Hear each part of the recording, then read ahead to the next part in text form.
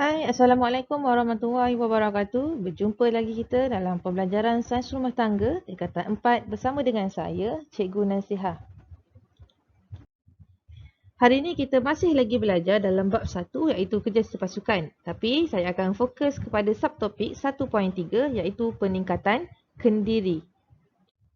Dalam subtopik peningkatan kendiri, perkara pertama yang perlu awak tahu adalah mengenal diri. Okey, diri siapa? Diri kita sendiri.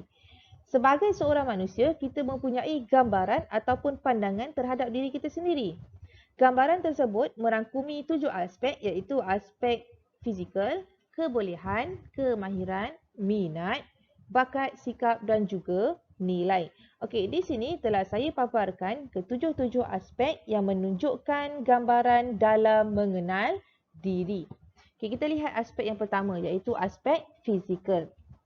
Mengenal diri dari aspek fizikal ini bermaksud mengetahui sifat tubuh badan kita sendiri. Terdapat sifat fizikal yang boleh kita baiki, contohnya kelihatan kemas dan juga menarik. Kita seharusnya menerima sifat fizikal kita secara positif dan tidak harus berasa rendah diri sekiranya mempunyai tubuh badan yang kurang menarik ataupun berbeza daripada orang lain. Okey, kita kena belajar bersyukur dengan tubuh badan yang kita ada. Aspek yang kedua adalah kebolehan.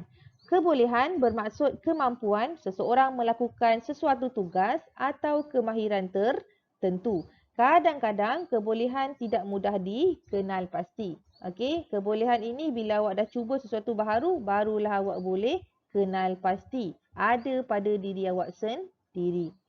Okey, contohnya, cikgu melantik awak sebagai ketua tingkatan.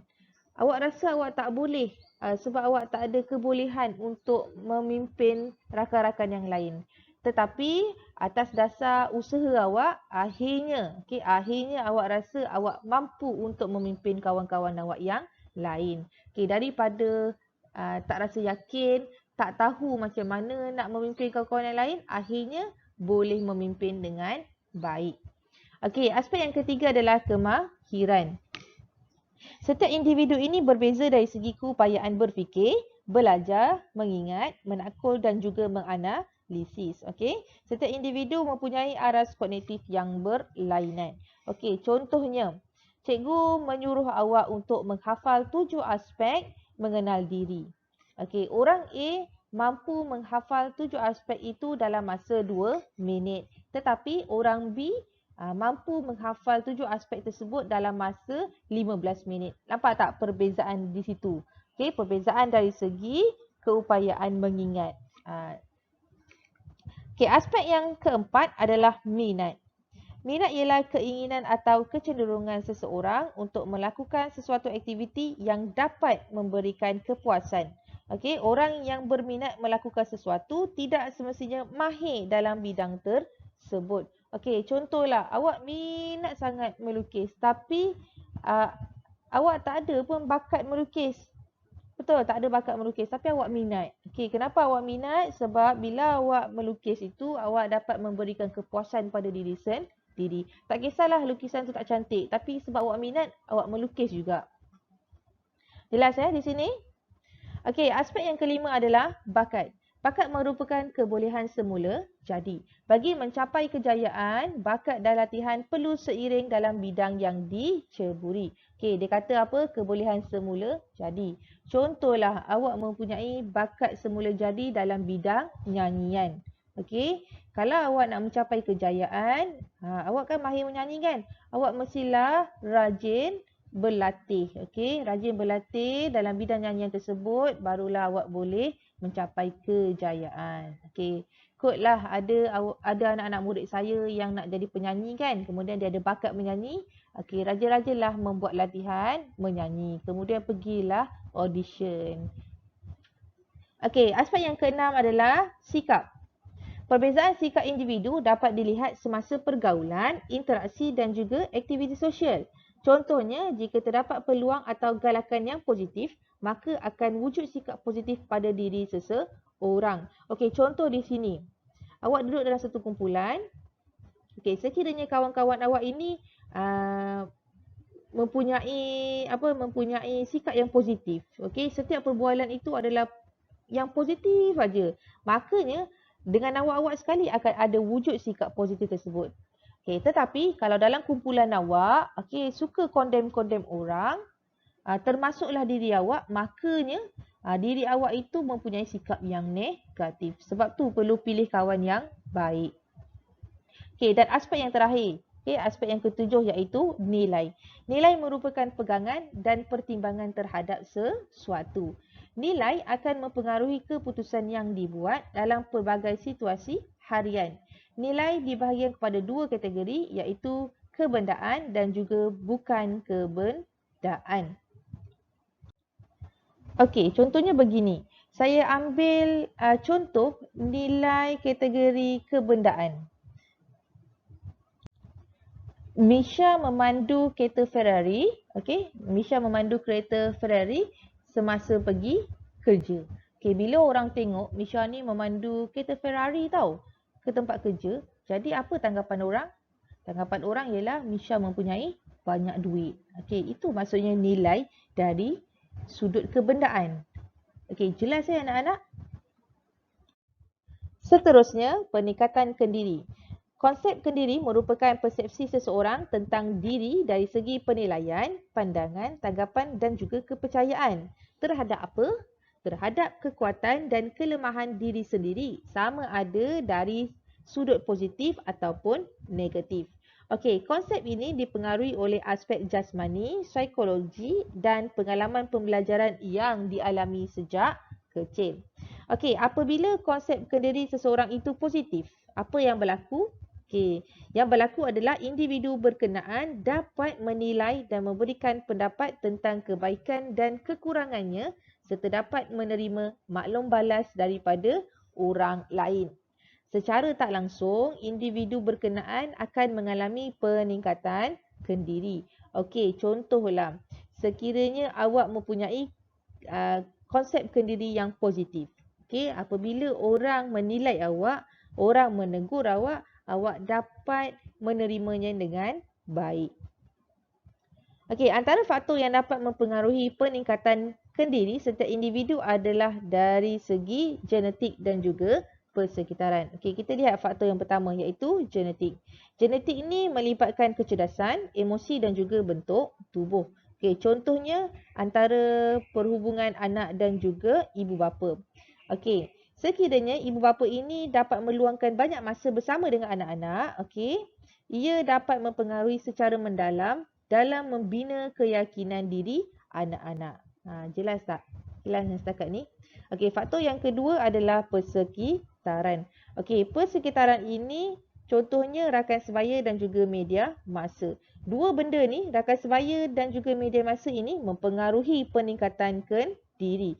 Okey, pengaruh dan tindak tanduk rakan sebaya, okey, sama ada positif atau negatif, banyak mempengaruhi personaliti anak-anak, terutamanya remaja. Siapa remaja? Awak lah. Awak sekarang remaja. Sebagai remaja, peningkatan kendiri ini amat penting. Okey, kenapa penting? Sebab awak dapat membuat keputusan dan menentukan setiap tindakan yang awak ambil supaya betul dan juga tepat. Okey, selain daripada itu, peningkatan kendiri ini penting supaya awak dapat bersedia menghadapi cabaran pada masa hadapan. Seterusnya, dalam subtopik peningkatan kendiri ini, kita juga perlu tahu kaedah mendapatkan maklum balas peningkatan kendiri. Okey, dalam proses peningkatan kendiri, awak kena ingat pencapaian akademik ini bukan satu-satunya aspek yang penting dalam pembangunan manusia. Terdapat kaedah baharu yang diperkenalkan untuk mendapatkan maklum balas tentang peningkatan kendiri. Okey, contohnya yang telah saya paparkan di sinilah. Ada dua kaedah. Okey, kaedah yang pertama adalah melalui ujian psikometrik dan yang kedua adalah ujian aptitude. Okey, kita lihat ujian psikometrik. Ujian psikometrik ini adalah satu prosedur yang sistematik untuk memerhatikan tingkah laku manusia dan menerangkan dengan bantuan skala numerikal atau sistem kategori. Okey, tujuan ujian psikometrik ini dilaksanakan adalah untuk mengukur kebolehan, minat, sikap, personaliti, kecenderungan, kemahiran berfikir dan juga kemahiran menyelesaikan masalah. Okey, seterusnya tujuan ujian psikometri ini dilaksanakan adalah untuk memahami keadaan semula jadi dan perbezaan individu secara lebih mendalam. Dan seterusnya memberikan pendedahan maklumat kejaya yang lebih luas dan tepat. Okey, kaedah yang kedua adalah ujian aptitude. Ujian aptitude ini adalah ujian untuk mengenal pasti kebolehan atau bakat semula jadi belajar dalam melakukan sesuatu perkara dengan mudah dan cepat. Okey, tujuan ujian aptitude ini dilakukan adalah untuk mengenal pasti atau menilai kesediaan, potensi, kesesuaian ataupun meramal kejayaan murid dalam pembelajaran seterusnya. Dan tujuan ujian aptitude ini dilakukan adalah untuk memberikan gambaran jenis bidang atau aliran yang sesuai dipelajari oleh murid. Seterusnya, perbandingan tahap pendidikan, kemahiran dan pilihan kerjaya dengan matlamat pendapatan. Okey, di sini telah saya paparkan jadual 1.7 iaitu contoh perbandingan tahap pendidikan, kemahiran dan pilihan kerjaya dengan matlamat pendapatan dalam sektor awam. Okey, kita lihat sekiranya orang itu mempunyai tahap pendidikan sijil pelajaran Malaysia. Pilihan kerjayanya adalah kerani. Gaji permulaannya adalah sebanyak RM1,000. Okey, sekiranya dia mempunyai tahap pendidikan, bachelor pendidikan sains rumah tangga dan pilihan kerjayanya adalah sebagai guru. Okey, gaji permulaannya adalah RM2,200. Okey, dan sekiranya dia mempunyai tahap pendidikan doktor falsafah dan memilih kerjaya sebagai pensyarah, gaji permulaannya adalah sebanyak RM6,000. Okey, ini adalah perbandingan dalam sektor awam. Okey, dalam sektor awam bukan sektor swasta. Sebab kalau sektor swasta, saya tidak ada kepakaran dalam perbandingan kerjaya dan juga pendapatan. Seterusnya, analisis kerjaya dengan matlamat pendapatan individu.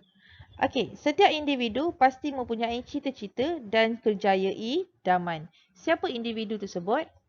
Awak dan juga rakan-rakan yang lain. Okey, setiap orang itu mempunyai cita-cita dan juga kerjaya idaman.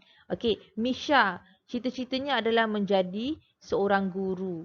Kirina, cita-citanya menjadi seorang pensyarah. Itu maksudnya setiap orang mempunyai cita-cita. Okey, walau bagaimanapun, bukan semua individu itu dapat mencapai cita-cita dan kerjaya yang diimpikan. Okey, kenapa? Okey, kerana keputusan peperiksaan akan mempengaruhi bidang yang akan kita pohon di institusi pengajian tinggi. Okey, kat sini saya dah tunjuk pada Rajah 1.14, kerjaya dengan matlamat pendapatan individu. Okey, keputusan peperiksaan awak. Keputusan apa? Keputusan SPM. Okey, keputusan awak itu akan menentukan bidang berdasarkan keputusan untuk awak memohon ke institusi pengajian tinggi. Kemudian bila awak dah habis belajar di IPT, awak akan mendapat kerjaya dan juga pendapatan. Macam mana awak nak pastikan kerjaya yang awak idam-idamkan itu awak dapat capai? Okey, mudah saja. Awak perlu bermula daripada sekarang. Macam mana? Awak perlu membantu diri awak sendiri dalam pembelajaran kendiri. Okey, apa dia pembelajaran kendiri? Pembelajaran kendiri ini adalah satu pendekatan pembelajaran yang berpusatkan murid dan berlaku atas daya usaha murid itu sendiri. Okey, maksudnya adalah awak belajar secara sendiri. Okey, menggunakan bahan pembelajaran, kemudian awak nilai dan awak pantau kemajuan awak sendiri. Okey, senang cerita, awak bertanggungjawab sepenuhnya ke atas pembelajaran awak sendiri. Okey, di sini saya senaraikan contoh aktiviti yang dapat membantu pembelajaran kendiri bagi seseorang murid. Okey, murid itu siapa? Murid itu awak lah. Okey, kita lihat yang pertama. Murid menggunakan carta, poster, grafik dan penggunaan multimedia dalam aktiviti pembelajaran. Okey, bila awak belajar sendiri, pastikan awak Google lah apa-apa carta ke, poster ke, grafik ataupun penggunaan multimedia untuk menambahkan input dalam pembelajaran. Okey, yang kedua, murid menulis semula nota, membuat nota, menghafal nota, menerangkan semula gambar atau model menggunakan perkataan sendiri. Okey, contohnya saya suruh awak hafal 7 aspek mengenal diri. Okey, awak pun dah hafal. Bila awak hafal, awak terangkan pada saya menggunakan ayat awak sendiri. Kenapa kena guna ayat sendiri? Sebab awak lebih mudah faham. Okay, yang ketiga, murid belajar melalui pendengaran seperti kuliah dan penerangan. Okey, awak boleh belajar melalui pendengaran ini sama ada melalui media ataupun secara bersemuka. Supaya apa? Supaya awak lebih faham. Kalau awak hanya membaca buku, okey, kemudian tak ada input-input daripada guru, awak sukar untuk memahami sesuatu topik. Okey, dan yang keempat adalah murid belajar melalui pengalaman seperti penggunaan kaedah hands-on, melalui eksperimen dan sebagainya. Okey, awak lebih mudah faham apabila awak melakukan eksperimen ataupun amali. Dalam mencapai matlamat kejayaan yang awak impikan, awak perlu mempunyai pelan perancangan dan juga garis masa. Supaya apa? Supaya matlamat awak itu tidak tersasar. Okey, di sini saya telah paparkan langkah ke arah pencapaian matlamat kerjaya individu yang telah diubah suai berdasarkan teori Donai Super. Okey, kita lihat macam mana awak nak capai kejayaan yang awak impikan.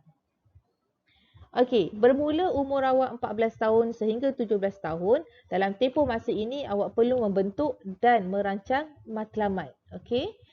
Kemudian apabila awak menginjak umur 17 hingga 20 tahun, awak perlu membuat pemilihan bidang untuk memasuki institusi pengajian tinggi. Kemudian apabila awak telah sampai pada umur 20 hingga 24 tahun, awak perlu membuat pemilihan beberapa kerjaya dan kemudian awak perlu fokus satu kerjaya yang benar-benar awak minat berdasarkan kelayakan akademik. Okey, kemudian awak perlu mendapatkan sumber untuk menampung kos pengajian. Awak perlukan duit lah untuk menampung kos pengajian awak di IPT. Okey, kemudian pada umur 24 hingga 35 tahun, okey, pada masa ini awak perlu memenuhi latihan kerjaya dan memasuki bidang pekerjaan serta menjelaskan hutang pengajian yang awak tanggung. Akhir sekali, ini adalah rumusan bab 1 iaitu kerja sepasukan. Okey, telah saya terangkan dalam bab 1 ini kita ada 3 subtopik. Subtopik 1.1 menerangkan tentang organisasi kerja. Okey, subtopik 1.2 menerangkan tentang peningkatan kendiri dan subtopik 1.3 menerangkan tentang organisasi kerja. Okey, ini adalah rumusan, awak boleh baca sendiri, okey. Okey, setakat ini sahaja pembelajaran kita pada subtopik 1.3 iaitu organisasi kerja. Assalamualaikum warahmatullahi wabarakatuh.